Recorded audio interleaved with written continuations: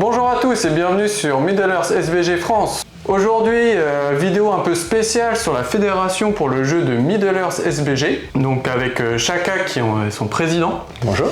Donc cette fédération s'appelle la Fédération Française de la Terre du Milieu. Est-ce que tu peux nous la présenter en quelques mots s'il te plaît? Ouais, c'est une fédération qu'on a créée au mois de septembre, donc qu'on a créée pourquoi? Parce que notre jeu ne fait que grandir avec de plus en plus de joueurs, et l'idée c'était de se fédérer comme nos cousins le font dans les jeux Warhammer 40 000, Warhammer AOS, où ils sont déjà équipés comme ça depuis pas mal de temps. Et le but est simple, c'est celui de toute bonne fédération, donc attirer des nouveaux joueurs pour assurer un petit peu la continuité du hobby, organiser et fédérer, puisque tu as porté tout seul pendant de nombreuses années, et puis porter quand il y a 20 joueurs et porter quand il y en a 100, 120, c'est pas la même affaire. Donc organiser les systèmes de qualification, les systèmes d'arbitrage dans les tournois, et puis simplement favoriser le bien-être du hobby et de la communauté. Ouais. Donc promouvoir et s'amuser et développer la communauté dans son ensemble, un beau projet. Exactement. Est-ce que tu peux nous développer un peu qui fait partie de la fédération, quels sont les différents pôles, comment c'est organisé, etc.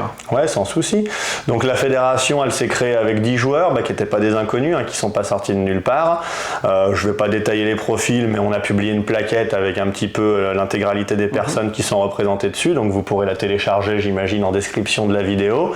Mais ce sont tous, on a tous en commun d'être des organisateurs de tournois, des figures un petit peu de notre jeu parce qu'on publie des vidéos, des articles de blog, en tout cas c'est des visages qui sont un petit peu connus pour les personnes qui jouent au jeu de stratégie de la Terre du Milieu. Et donc le projet il a mis un peu de temps à se ficeler, mais on s'est regroupé à 10 du coup pour créer la fédération et se regrouper dans des groupes de travail, on va dire des espèces de conseils pour que chacun puisse porter un projet. Et on retrouve toute la partie organisation de tournoi, qualification et la partie règles, traduction, arbitrage, et chaque membre du bureau gère, on va dire, différents groupes de travail pour que les projets avancent un petit peu conjointement. Tu nous as présenté les deux gros pôles, donc pour l'instant on a la partie qualif, on va revenir un peu plus tard dans cette vidéo pour vous présenter un peu le système que vous attendez pour l'année prochaine pour savoir comment se qualifier au WTC. Est-ce que tu peux nous dire 2-3 mots sur la partie arbitrage, règles? Il y aura une vidéo faite après avec Amandie qui vous expliquera plus en profondeur les travaux, mais est-ce que tu peux nous en toucher rapidement 2 petits mots? Ouais, puis j'en profite pour glisser 2-3 dates clés, on va dire, ce qui va être un petit peu la feuille de route de la fédération. Donc les dates clés, elle a été créée en septembre. Notre objectif, ça va être d'ici la fin d'année, donc on va dire pour le mois de décembre, notamment de créer ce qu'on appelle des conventions de règles, ce qu'on trouve dans d'autres jeux qui vont servir un petit peu à lever des points litigieux. Donc ça c'est prévu pour janvier et c'est géré par un conseil de règles. Ça permet d'embrayer et de dire aussi que pour l'instant il y a 10 personnes qui portent la fédération, mais que le projet à moyen terme c'est bien d'intégrer toute la communauté, et en plus des 10 personnes, il y a déjà d'autres joueurs qui ne sont pas administrateurs mais qui participent à la fédération. Tu as un peu devancé ma dernière question, c'est comment la fédération va-t-elle interagir avec la communauté? Est-ce qu'ils vont pouvoir adhérer à la fédération? Est-ce qu'ils vont pouvoir participer? Bon, ça t'as déjà un petit peu répondu. Ouais. Donc, tout à fait.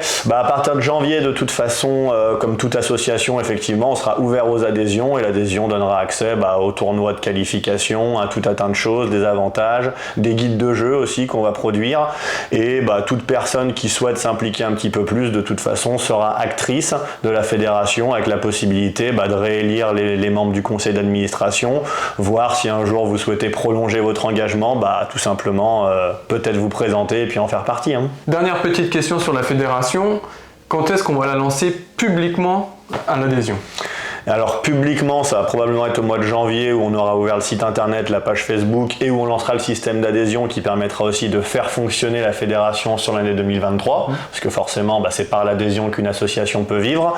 Et ensuite le grand temps fort, on va dire, d'ouverture, et où la fédération entrera dans un système normal et pas juste porté par ses membres fondateurs, ce sera l'assemblée générale qui aura lieu les 27 et 28 mai, donc lors du tournoi Sons of Middle Earth, qui est deuxième édition qui a lieu à Anse, que j'organise, et on profitera du fait que dans ce tournoi le logement a lieu sur place pour organiser un petit temps de soirée où l'assemblée générale se tiendra et on pourra faire un premier bilan de la fédération et accueillir toutes les bonnes volontés.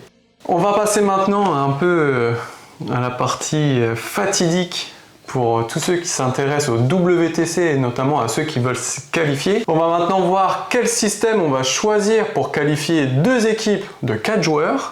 Est-ce que tu peux nous présenter maintenant un peu comment les réflexions se sont mises en place au sein de la Fédé pour choisir ce système de qualification? Des réflexions qui ont duré plusieurs mois, n'est-ce pas? Ça a été un long travail et finalement ça a été un peu notre première victoire, hein. On a mis beaucoup de temps à se mettre d'accord.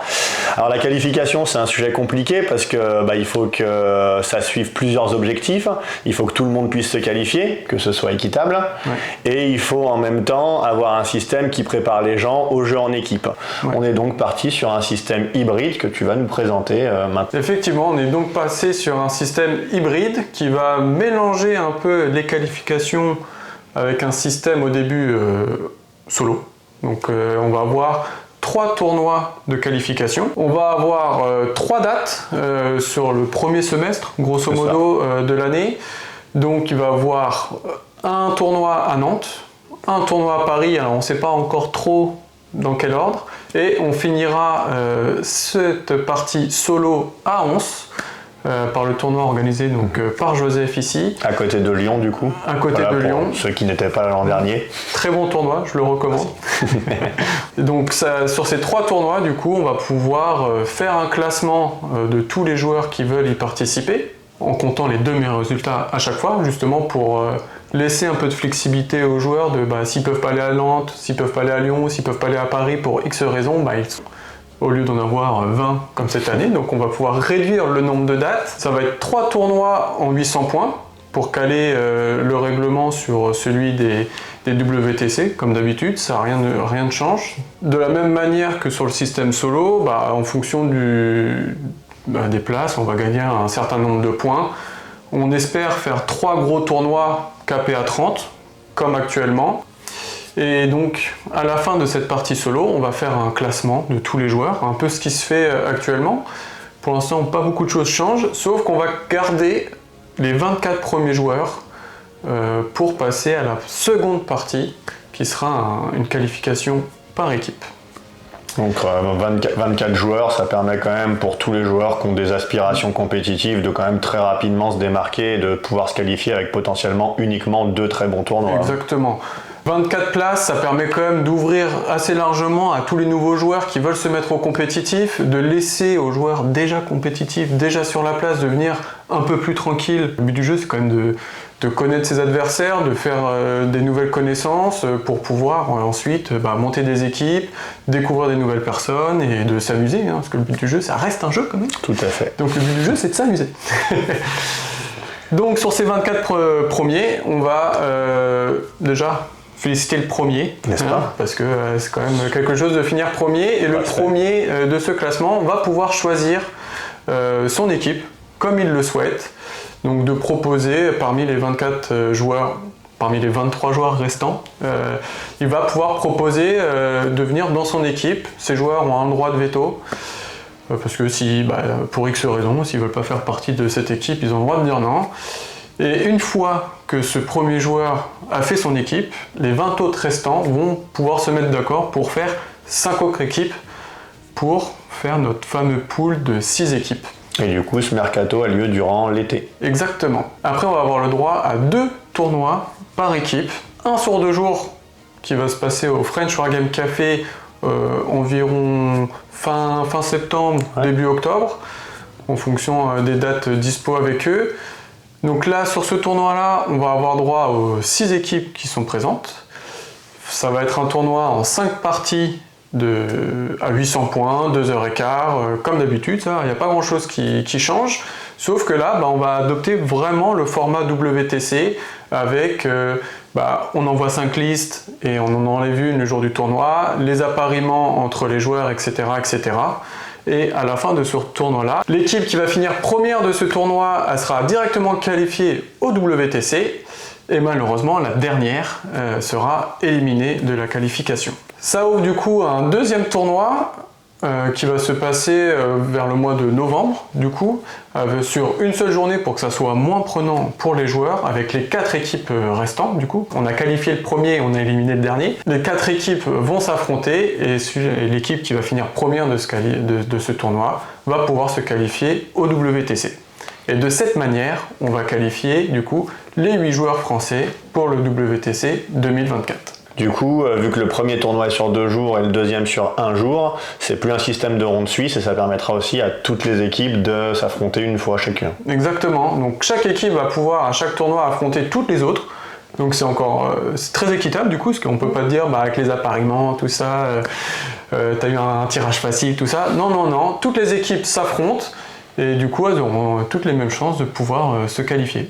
Et sur des tables identiques pour chaque équipe qui s'affronte. Exactement, parce qu'avec la Fédé, on travaille sur ce sujet depuis aussi quelques temps, de proposer un système de tables, 3 sets de 4 tables identiques pour vraiment coller au maximum à ce qui se passe au WTC, et pour aussi proposer des tables les plus équitables possibles pour toutes les armées et pour tous les joueurs. On vous partagera très bientôt, ou alors même dans la description de cette vidéo, le règlement.